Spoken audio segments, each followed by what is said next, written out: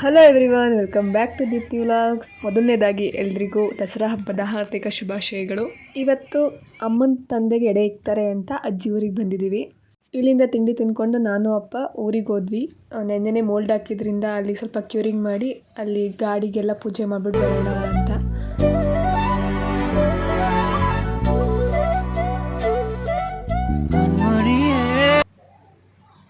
ಇಲ್ಲಿ ನೋಡಿ ನನ್ನ ತಂಗಿ ಇಬ್ಬರು ಕಚ್ಚಾಡ್ತವ್ರೆ.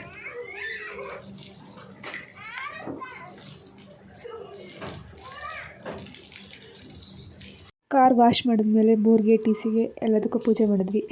ನಮ್ಮ ತೋಟದಲ್ಲಿ ಒಂದು ಹೊಸ ಹಣ್ಣಿನ ಗಿಡದ ಹೂ ಬಿಟ್ಟಿದೆ, ತೋರಿಸ್ತೀನಿ ಬನ್ನಿ. ಕಾಶ್ಮೀರಿ ಸೇಬ್ ಬರುತ್ತಲ್ಲ ಅದ್ರದ್ದು ಹೂ ಇದು. ಹೋದ್ಸಲಿಂದ ಬಿಟ್ಟಿತ್ತಂತೆ, ಬಟ್ ಉದುರೋಗಿತ್ತು. ಈ ಸಲ 3 ಬಿಟ್ಟಿದ್ದಾವೆ. ಕಾರ್ ಅಜ್ಜಿ ಮನೆ ಹತ್ರನೇ ಇತ್ತು, ಹಾಗಾಗಿ ಅಲ್ಲೇ ಪೂಜೆ ಮುಗಿಸಿ ಎಲ್ರಿಗೂ ಬಾಯ್ ಬಾಡಿ ಹೇಳಿ ಹೊರಟೆ. ಅಪ್ಪ ನಾನು ಕರ್ಕೊಂಡೋಗಿ ಬಸ್ ಸ್ಟ್ಯಾಂಡ್ ಹತ್ರ ಬಿಟ್ಟರು. ಸೊ ಅಲ್ಲಿಂದ ಬಸ್ ಹತ್ಕೊಂಡು ನಾನು ಅಜ್ಜಿ ಊರಿಗೆ ಬಂದೆ. ಅಲ್ಲಿ ಎಲ್ಲ ಎಡೆಗೆಲ್ಲ ರೆಡಿ ಮಾಡಿ ಪೂಜೆ ಮಾಡಿದ್ವಿ. ಅಮ್ಮ ಒಬ್ಬಿಟ್ಟು ಮಾಡ್ತಾಯಿದ್ದಾರೆ. ಆಮೇಲೆ ಎಲ್ಲ ರಿಲೇಟಿವ್ಸು ಬಂದರು, ಊಟ ಮಾಡಿದ್ವಿ. ಇಬ್ಬರು ನೋಡಿ ಹೆಂಗೆ ಆಡ್ತಾವ್ರೆ ಅಂತ. ನಾವೆಲ್ಲ ಇಲ್ಲಿ ನಿಂತ್ಕೊಂಡು ಮಾತಾಡ್ತಿದ್ವಿ. ಮಿನಿಮ ಚಪ್ಪಲಿ ಕಚ್ಕೊಂಡು ಹೋಗ್ಬಿಟ್ಟವನೆ, ಹೊರಟವಳವಳು.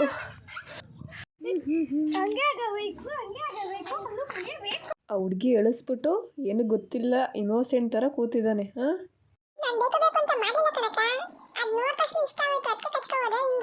ಈಗ ನನ್ನ ಹತ್ರ ನೇಸ್ ಮಾಡಬೇಡ, ಹೋಗು ಹೋಗು ಹೋಗು ಕಡಿಕೆ. ಅದರೊಳಗೆ ಒಂದೊಂದು ಮುತ್ತು ಕಡೆ.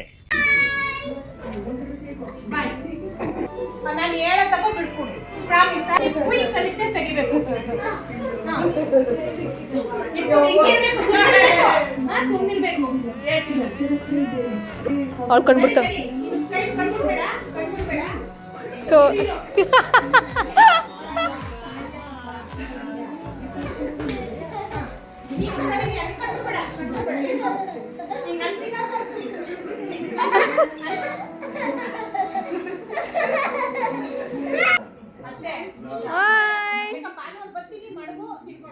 ಇದಾಗಿತ್ತು ಇವತ್ತಿನ ನಮ್ಮ vlog. Thank you for watching. ಮತ್ತೆ ಮುಂದಿನ ವ್ಲಾಗ್ ಸಿಗ್ತೀನಿ. ಟೇಕ್ ಕೇರ್, ಬೈ ಬಾಯ್.